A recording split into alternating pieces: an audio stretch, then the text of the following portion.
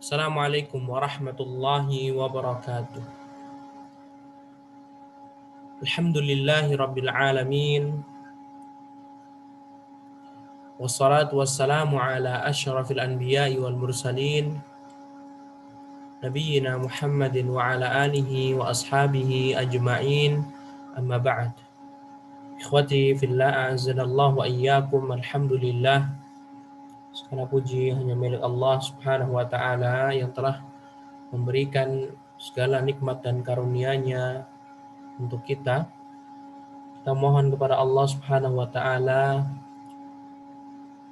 agar Allah selalu meridai langkah kita. Dan ikhwati fillah zanallahu wa iyyakum, kita bertemu kembali di Mudarasah Sirah Rasul menggunakan kitab Mukhtasar Sirah Rasul karya Syekh Muhammad bin Abdul Wahhab rahimahullahu taala. Dan ikhwati fillah zanallahu wa iyyakum, kita sampai di pemaparan beliau Syekh rahimahullah berkaitan tentang isi kitab beliau, menjelaskan tentang sirah Nabi, hal-hal yang dikandung di dalamnya, peristiwa-peristiwa dan kejadian-kejadian yang terdapat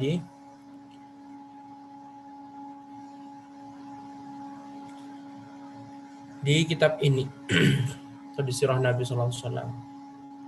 Dan kita sampai pembahasan bahwasanya ketika Rasulullah Sallallahu Alaihi Wasallam membacakan surat An-Najm, setan pun membisiki Nabi Sallallahu Alaihi Wasallam, membisiki pada orang-orang musyrik jahiliyah dengan mengatakan tilkal gharaniq al-ula wa inna syafa'atahunna laturja.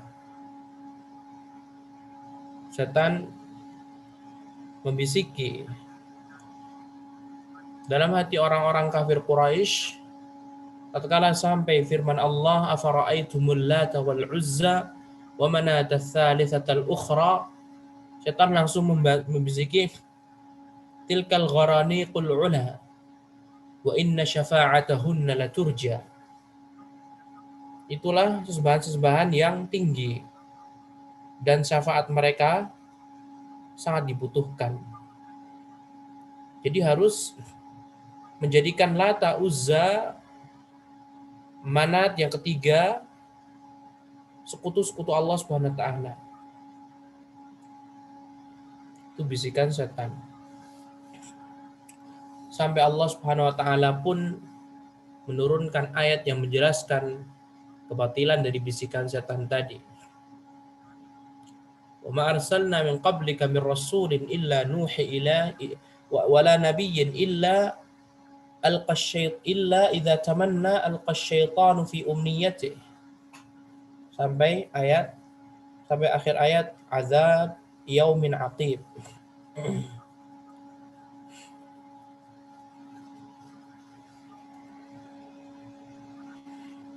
Berkaitan tentang hal demikian, Syekh Muhammad bin Abdul Wahhab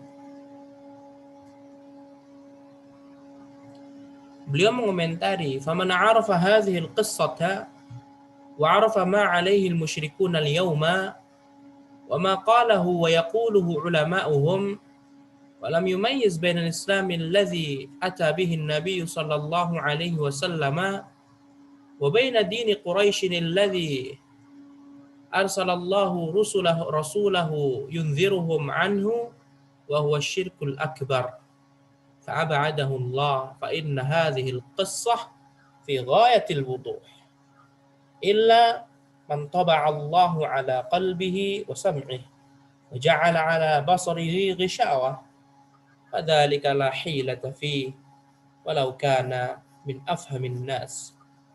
Kama qala Allah Ta'ala fi ahli al-fahmi alladhina lam yuwaffaqu wa laqad makkannahum fima in makkannakum fil ard fihi wa ja'alna lahum sam'an wa absaran wa af'idah fama aghna anhum sam'uhum wala absaruhum wala af'idatuhum min syai'. Al-ayah.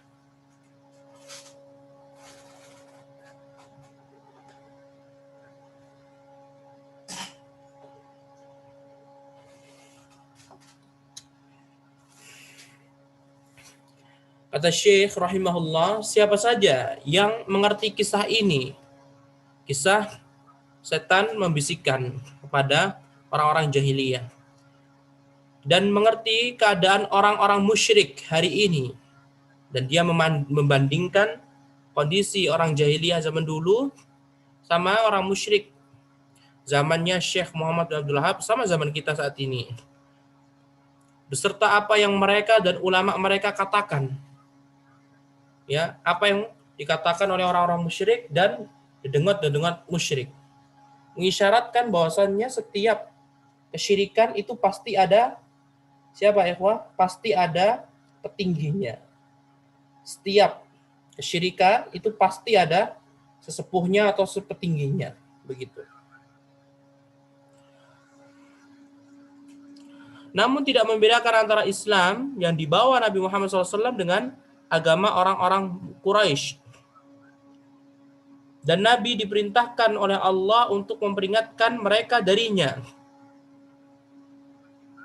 Kebanyakan orang musyrik zaman beliau dan sekarang, mereka itu betul-betul tidak mengetahui hakikat kesyirikan atau hakikat agama Nabi Muhammad SAW dengan orang-orang Quraisy. Mereka betul-betul tidak mengetahui hakikatnya.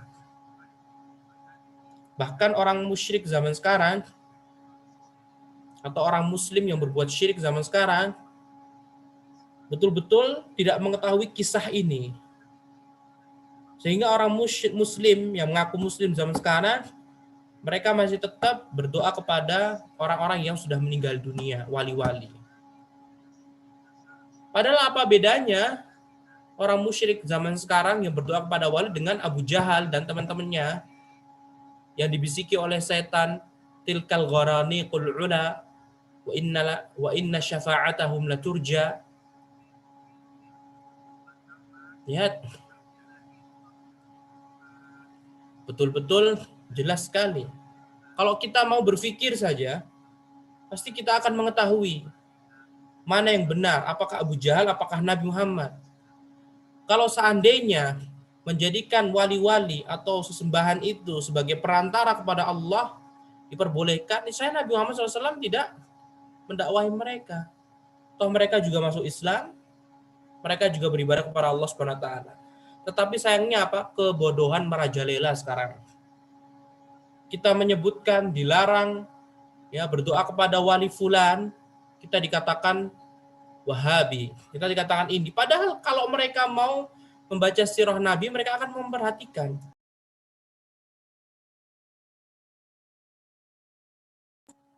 Andai mereka mau membaca sirah Nabi SAW. Walaupun buku sirah yang bukan dikarang oleh Syekh Muhammad bin Abdul Wahab pun, kalau mereka betul-betul membaca sirah Nabi yang betul-betul sahih, yang memuat kejadian-kejadian sahih, pasti mereka akan memahami bahwasanya berdoa kepada wali-wali itu tidak boleh. Nah, selesai. Kemudian Syekh Muhammad bin Abdul Wahab melanjutkan. Thumma lamma aradallahu izhara dinahu wa i'zazal muslimin. Lalu ketika Allah berkehendak, Allah menginginkan kemenangan agamanya dan memuliakan kaum muslimin, para sahabat Ansar penduduk Madinah masuk Islam lantaran para ulama Yahudi yang tinggal bersama mereka. Orang-orang Ansar mendapatkan hidayah Islam. Melalui siapa? Orang-orang Yahudi. Kok bisa seperti itu? Orang Yahudi yang tinggal di kota Madinah adalah 3 suku. Ada 3 suku. Yahudi Bani Qainuqa yang Rasulullah usir setelah perang Badar tahun kedua. Yang kedua, Yahudi Bani Nadir pakai dot, bukan dha, ta, sad, dha, Bani Nadir. Nah, itu diusir sama Nabi SAW setelah perang Uhud. Kalau perang Uhud tahun 3, diusirnya tanggal 4, tahun keempat. Kemudian yang terakhir Yahudi Bani Quraidah. Itu diusir sama Nabi SAW, diperangi sama Nabi di tahun ke-5. Orang Yahudi, tiga-tiganya, mereka tuh sering sekali cekcok sama orang Ansor. Kalau seandainya tiba Rasul yang Allah janjikan untuk kami akan memerangi kalian, hai orang Ansor. Hai Aus dan Khazraj, seperti itu. Kemudian orang-orang Yahudi pun menyebutkan ciri-ciri Nabi Muhammad SAW ini dan itu. Hingga akhirnya orang Ansor yang pada awalnya mereka tidak mengetahui sama sekali ciri-ciri Nabi Muhammad, mereka jadi tahu. Nah, ketika mereka bertemu dengan Nabi Muhammad SAW, salah satu di antara mereka pun langsung mengatakan, ini loh Nabi yang dijanjikan oleh Allah. Ya, maka kita harus segera dahulu masuk Islam daripada orang Yahudi. Akhirnya orang Ansor pun masuk Islam. Sesampainya di kota Madinah, orang Ansor memberitahu, telah muncul Nabi kalian yang kalian tunggu-tunggu. Ya, tapi dari orang Arab, bukan dari Bani Israel. Kemudian langsung dikatakan sama orang Yahudi itu khusus Nabi orang Arab, bukan Nabi akhir zaman begitu. Dusta. Makanya disebutkan para sahabat Ansor penduduk Madinah, mereka masuk Islam lantaran para ulama Yahudi yang tinggal bersama mereka. Para ulama itu menyebut tentang Nabi Muhammad SAW dan sifat-sifatnya. Bahkan sekaranglah zamannya.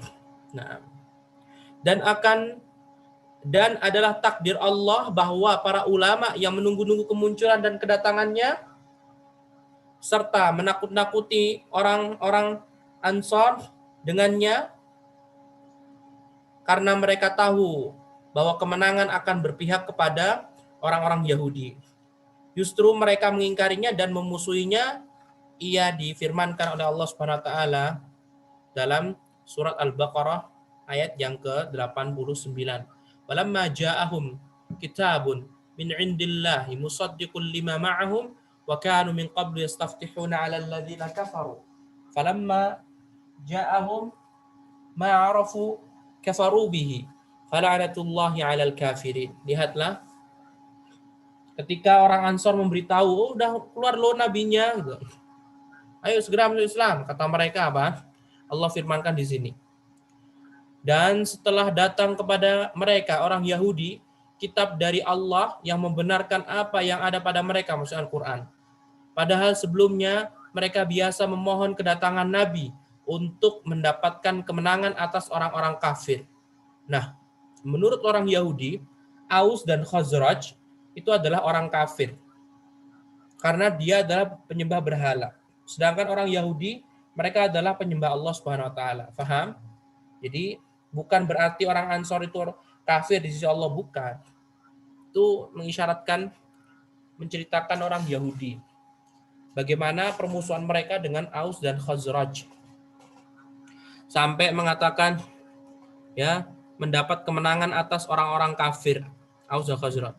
Maka setelah datang kepada mereka apa yang telah diketahui, apa yang mereka telah ketahui, maksudnya Rasul Muhammad sudah keluar betul-betul, nah, mereka lalu mengingkarinya. Maka laknat Allah lah kepada orang-orang yang ingkar. Allah melaknat orang-orang Yahudi. Bahkan Yahudi pun mereka benci juga sama Jibril. Mereka memusuhi Jibril. Mereka mengatakan Jibril ini salah memberikan wahyu. Seharusnya itu dari Bani Israel. Kok pada Muhammad ini gimana? Nah, tapi Allah lebih mengetahui siapa yang lebih berhak untuk menjadi nabi dan rasul. Dan itu akibat apa? Akibat ulah mereka sendiri. Mereka setelah merubah isi Taurat. Coba kalau mereka tidak merubah isi Taurat, nenek moyang mereka tidak merubah isi Taurat, mesti mereka akan tahu bahwasanya nabi akan turun ini tidak terikat dengan Bani Israel. Nah, pasca keislaman para sahabat Ansor, Rasulullah memerintahkan kaum muslimin yang ada di Mekah untuk berhijrah ke Madinah. Jadi tahun 11 masuk Islamlah 3 orang Ansor, 3 orang masuk Islam. Afwan, 6 orang. 6 orang masuk Islam. Pada tahun keberapa ikhwah?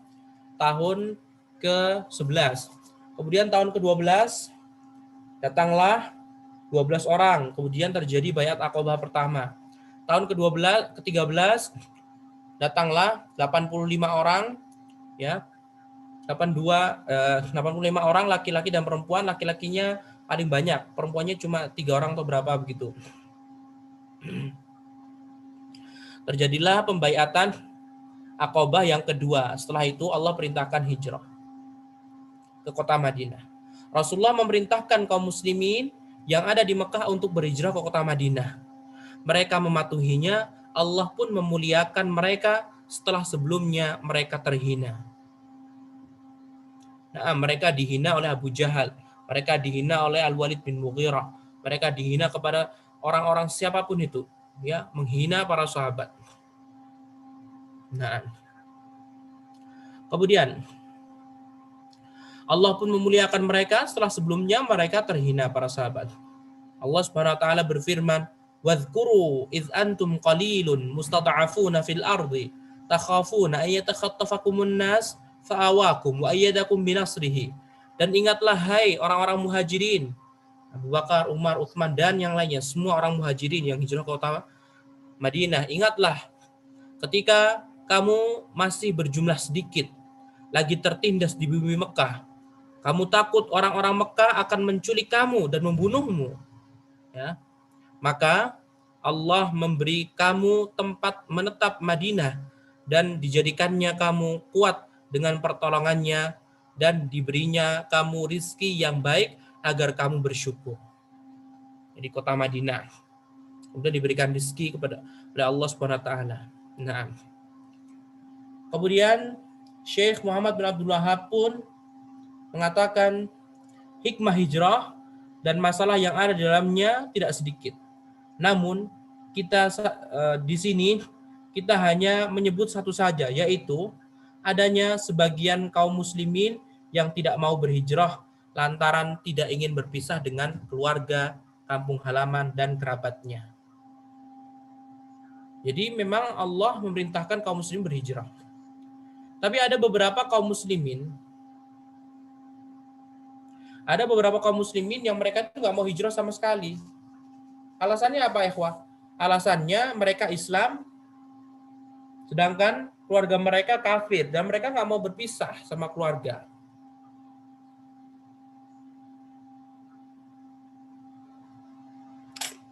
Kemudian juga di antara alasan mereka adalah mereka cinta terhadap rumah mereka. Mereka bangun rumah mewah, mahal-mahal, kok bisa-bisanya harus pergi kemana?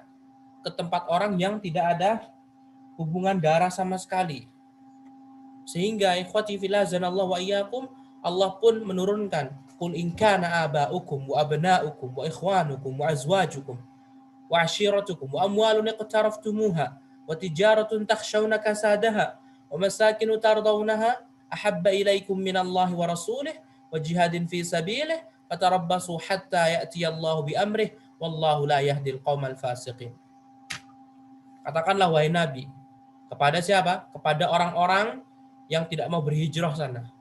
Ya, sedangkan mereka mampu, yang mereka masih cinta terhadap keluarga mereka. Katakan wahai Nabi, kalau seandainya orang tua kalian, seandainya anak kalian yang masih kafir, orang tua masih kafir di Mekah, wa ikhwanukum dan saudara kalian masih kafir, wa azwajukum dan istri kalian masih kafir atau suami kalian masih kafir, wa ashiratukum bahkan kalau keluarga kalian pun masih kafir di Mekah, wa amwalun iqtaraftumuha dan harta yang telah kalian usahakan, kalian bertahun-tahun jual beli, pergi ke Syam, ke Yaman mendapatkan keuntungan, itu lebih kalian cintai. Kemudian perniagaan yang kalian takut apa?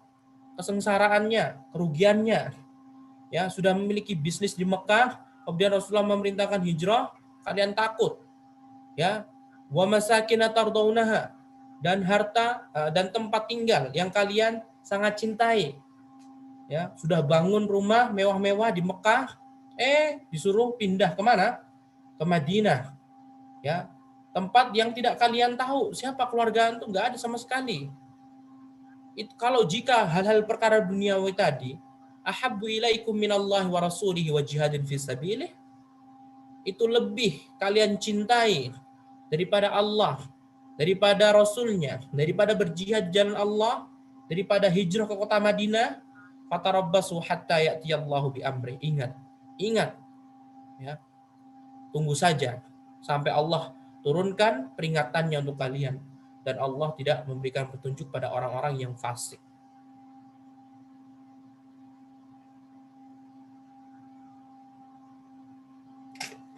Nah, perhatikanlah itu. Ayat ini luar biasa loh, ikhwati fillah azanallahu wa iyyakum. Luar biasa, seharusnya yang dijadikan patokan kita itu adalah Allah, Rasul, dan berjihad. Dah, Allah, Rasul, dan berjihad. Berjuang menegakkan syariat Islam. Sekalipun antum bercadar dimarahin orang tua, sekalipun antum tidak isbal dimarahin keluarga antum, sekalipun dibenci sama paman antum, sekalipun apapun itu, ingat semuanya harus Allah nomor satu, Rasulnya nomor satu, syariat Islam nomor satu. Nggak boleh apa? Ditinggalkan demi kepentingan duniawi. Ingat tadi, kalau berani-beraninya mementingkan kehidupan duniawi, cinta kepada istri, cinta kepada anak, cinta kepada siapapun itu, ya, itu menghalangi kalian untuk berjihad, menghalangi kalian untuk menegakkan syariat Islam pada diri antum, tidak mau berjilbab, tidak mau ini, nah, maka ingat, janji Allah akan turun. Dan Allah tidak menyukai orang-orang yang berbuat fasik, berbuat dosa besar. Kemudian, kata Syekh Muhammad Abdul Wahab, setelah menyebutkan ayat tadi, dan ketika orang-orang Quraisy berangkat ke medan perang Badar, ini masih daftar isi ya, langsung. Ini ringkasan secara ini. Ketika orang-orang Quraisy berangkat ke medan perang Badar, pergi kemana? Ke Badar. Tahun berapa ini? Tahun kedua Hijriah. Mereka turut serta bersama mereka dengan berat hati. Berat hati. Di antara mereka ada yang terbunuh karena tusukan anak panah. Saat para sahabat tahu bahwa fulan dan fulan terbunuh, mereka bersedih hati seraya berkata, kita telah membunuh saudara-saudara kita. Maka Allah menurunkan firman-Nya. Ya, perang Badar, 313 sahabat menyerang orang musyrikin Quraisy yang berjumlah 1.000 orang. 1:3. Nah, orang-orang musyrikin Quraisy terbunuh, 70 orang terbunuh. Nah, ketika ada sahabat yang melihat saudara mereka, satu rumpun, satu Quraisy, satu kabilah terbunuh, mereka pun bersedih dan mengatakan, kami telah membunuh saudara-saudara kita. Maka Allah pun menurunkan firman-Nya. Innal ladzina tawaffahumul malaikatu zalimi ala anfusihim qalu fima kuntum qalu kunna mustad'afina fil ardh ila qawlihi wa kana Allahu ghafurur rahim. Sesungguhnya orang-orang yang diwafatkan malaikat dalam keadaan menganiaya diri sendiri, kepada mereka malaikat bertanya, ada di pihak manakah kalian? Mereka menjawab, adalah kami orang-orang yang tertindas di bumi Mekah. Para malaikat berkata, bukankah bumi Allah itu luas sehingga kamu dapat berhijrah ke bumi, di bumi itu? Orang-orang itu tempatnya neraka jahanam, dan neraka jahanam itu seburuk-buruk tempat kembali. Kecuali mereka yang tertindas, baik laki-laki atau wanita, ataupun orang-orang ataupun anak-anak yang tidak mampu berdaya upaya dan tidak mengetahui jalan untuk hijrah. Mereka itu mudah-mudahan Allah memaafkannya, dan adalah Allah Maha Pemaaf lagi Maha Pengampun. Barang siapa berhijrah di jalan Allah niscaya mereka mendapati di muka bumi ini tempat hijrah yang luas dan rizki yang banyak.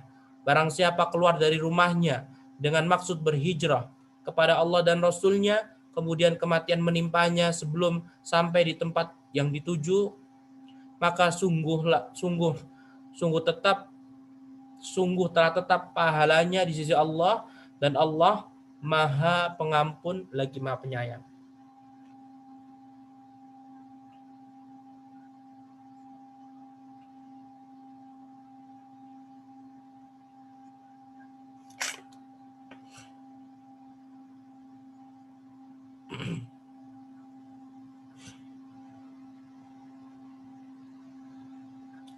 Seorang yang jujur pada dirinya sendiri, kata Syekh Muhammad bin Abdul Wahab, mesti memperhatikan kisah ini. Berikut ayat-ayat yang Allah turunkan berkenaan dengannya. Jika mereka mengucapkan kata-kata kufur atau melakukan perbuatan kufur yang nyata demi mendapatkan keridhaan kaumnya, para sahabat tidak menyesali kematian mereka. Hal itu karena Allah telah menjelaskan bagi mereka saat mereka diintimidasi di Mekah.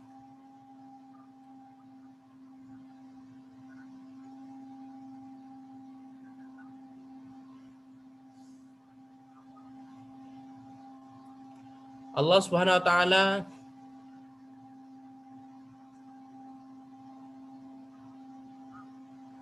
dalam surat An-Nahl,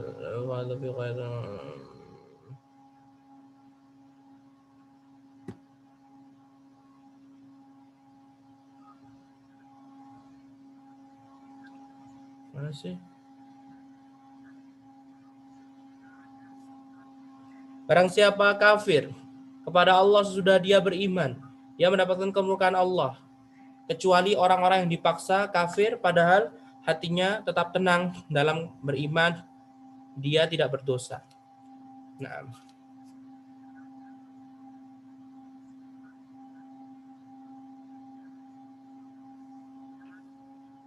sekiranya para sahabat mendengar ucapan dan melihat perbuatan yang mereka kerjakan demi mendapatkan keridhaan orang-orang musyrik tanpa paksaan, niscaya para sahabat itu tidak akan berkata, kita telah membunuh saudara-saudara kita. Nah, jadi ikhwah, para sahabat itu membunuh beberapa orang gitu ya. Kemudian para sahabat pun sedih, kami membunuh saudara kami sendiri. Kemudian disebutkan sama Syekh, kalau seandainya para sahabat mengetahui bahwasannya orang yang mereka bunuh itu hidup di Mekah itu tujuannya untuk membuat keridhaan orang musyrik, maka sahabat pun nggak akan mengatakan demikian. Begitu.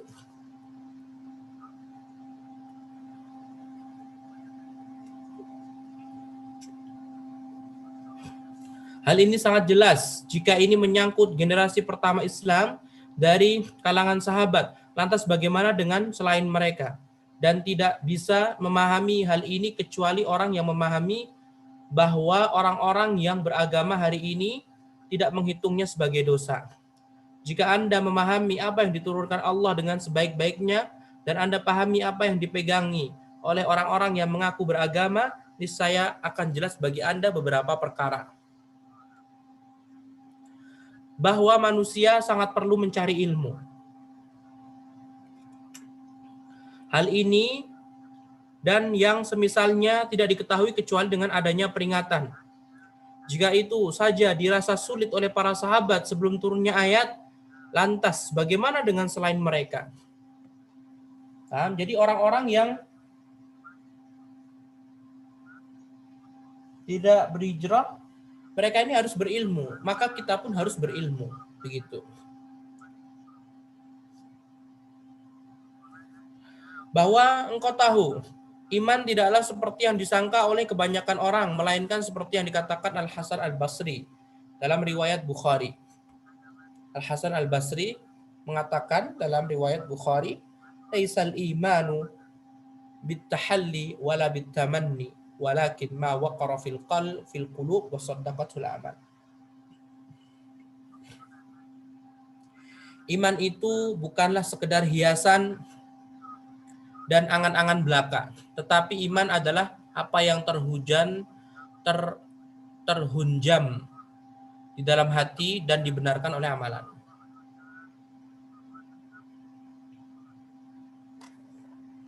Kemudian Syekh Muhammad bin Abdul Wahab pun berdoa. Kita mohon kepada Allah supaya menganugerahkan kepada kita rizki berupa ilmu yang bermanfaat dan melindungi kita dari ilmu yang tidak bermanfaat. Amin. Umar bin Abdul Aziz berkata, wahai putraku, bukanlah kebaikan itu jika engkau mempunyai banyak harta dan anak-anak. Akan tetapi kebaikan itu adalah jika engkau mengenali Allah lalu engkau mentaatinya. Paham? Umar bin Abdul Aziz menasihati, wahai putraku. Nah, wahai putraku, kesuksesan, kebaikan itu diukur bukan banyaknya harta atau diukur dengan banyaknya anak. Akan tetapi kesuksesan itu adalah dengan cara kamu mau berilmu, memahami tentang Allah, tentang syariat Allah, tentang Nabi Muhammad, ya, mengilmui, baru setelah itu kamu mentaati Allah Subhanahu wa taala. Mengisyaratkan apa, ikhwah? Butuh amalan. Butuh amalan. Kalau misalkan sahabat tadi yang mereka ditanyai oleh malaikat, sahabat yang mereka ditanyai oleh para malaikat, mereka itu hanya mengatakan kami beriman, tapi mereka tidak mau hijrah, maka inilah yang dapat yang sindiran, paham ya? Jadi kalau sudah beriman, ya harus beramal.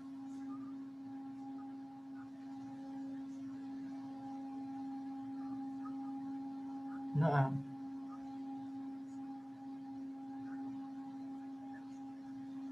harus beramal.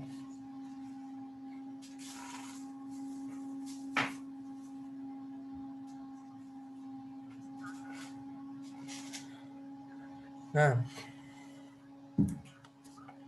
habis ini pembahasannya banyak nggak ya? Baik, tinggal dikit lagi. Karena habis ini nanti Syekh membahas tentang orang-orang murtad nih. Kita sampai di sini. Dikit lagi insya Allah. Ketika kaum muslimin berhijrah ke Madinah dan berkumpul muhajirin dan ansar, Allah mensyariatkan jihad atas mereka. Ketika di Mekah mereka belum disyariatkan jihad. Ketika datang ke kota Madinah diizinkan jihad sampai akhirnya berujung wajib berjihad. Awal mulanya ketika kaum muslimin datang ke kota Madinah, Allah mengizinkan berjihad, silahkan berjihad. Setelah itu tiba waktunya mereka pun wajib berjihad. Mau tidak mau harus berjihad. Nah, Allah mengatakan ketika fase Mekah ya, 13 tahun di Mekah, kufu aidiakum, tahanlah tangan-tangan kalian dari mereka. Jangan membalas orang-orang kafir jahiliyah. Nah, kemudian lantas Allah berfirman, kutiba alaikumul qitalu wa huwa kurhul lakum wa asa an takrahu syai'a wa huwa khairul lakum wa asa an tuhibbu syai'a wa huwa syarrul lakum wallahu ya'lamu antum la ta'lamun. Diwajibkan atas kamu berperang, padahal berperang itu adalah sesuatu yang kamu benci. Boleh jadi kamu membenci sesuatu padahal ia amat baik bagimu. Dan boleh jadi pula kamu menyukai sesuatu padahal ia amat buruk bagimu.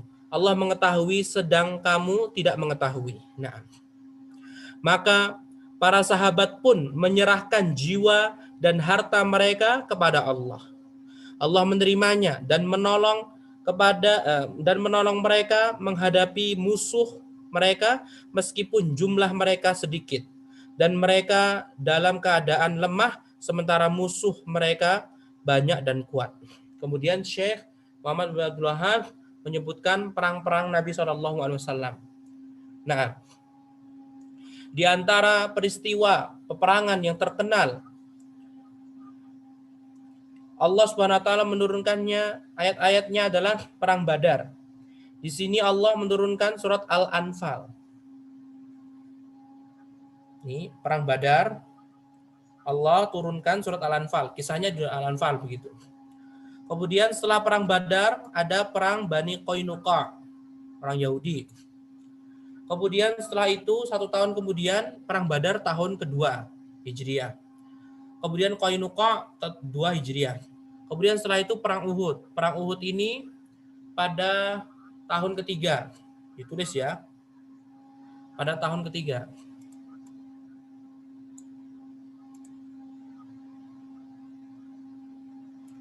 Badar tahun kedua, Qainuqa tahun kedua, Uhud tahun ketiga.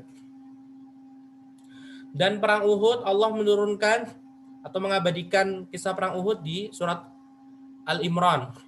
Kemudian perang Bani Nadir. Perang Bani Nadir itu tahun keempat, bukan tahun ketiga. Kemudian Allah menurunkan perkara perang Bani Nadir ini dalam surat Al-Hasyr, juz 28. Kemudian Allah menurunkan, kemudian ada perang Khandaq. Kaum muslimin 3.000, orang kafir Quraisy 10.000. Dapat bantuan dari orang-orang lain. Nah, kemudian juga ada perang Bani Quraidzah. Quraidzah itu juga sama, tahun kelima. Dan Allah menurunkan dalam surat Al-Ahzab.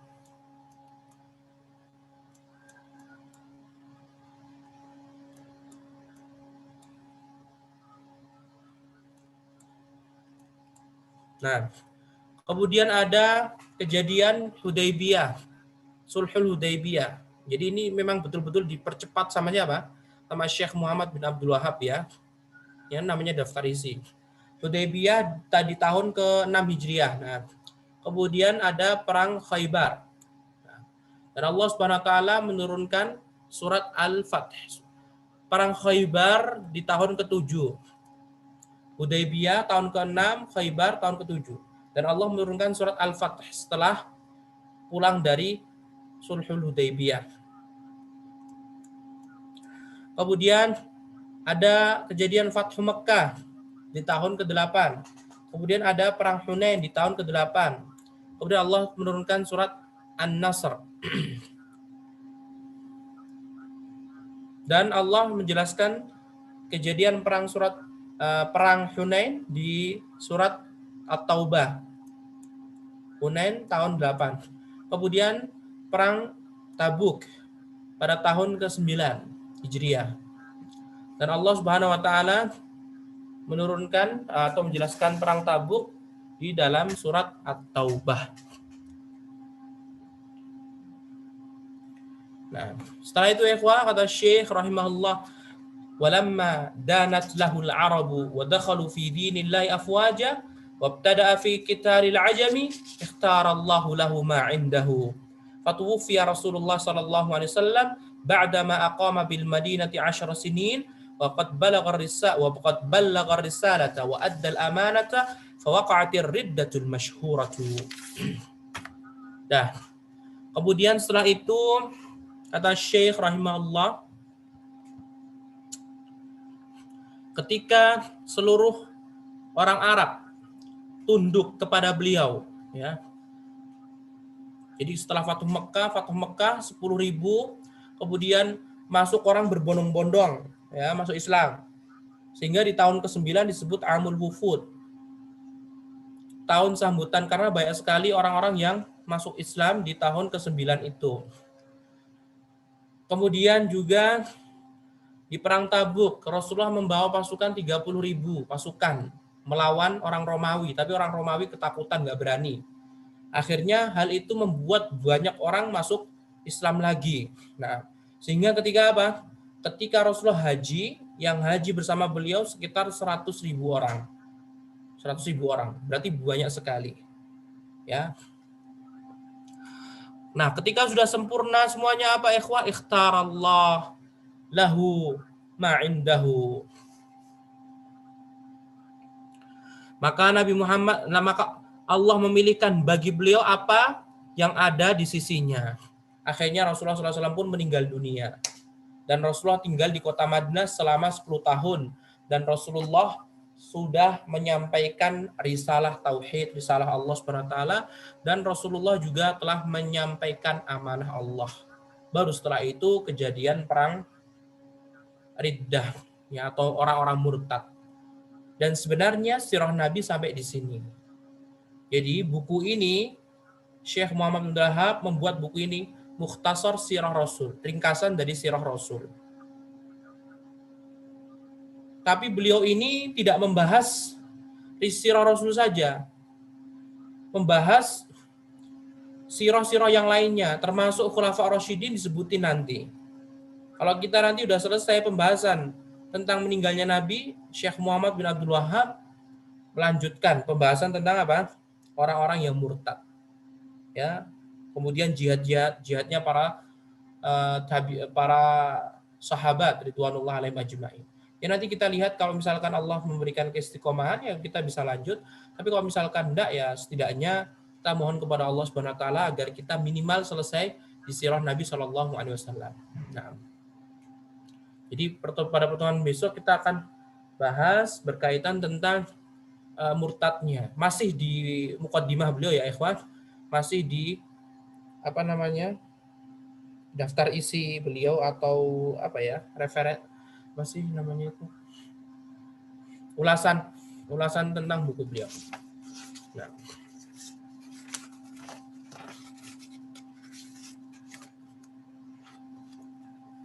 wallahu taala alam wa billahi taufiq wa sallallahu wasallam ala nabiyyina Muhammad wa ala alihi wa sahbihi wa sallama tasliman katsira. Wassalamualaikum warahmatullahi wabarakatuh.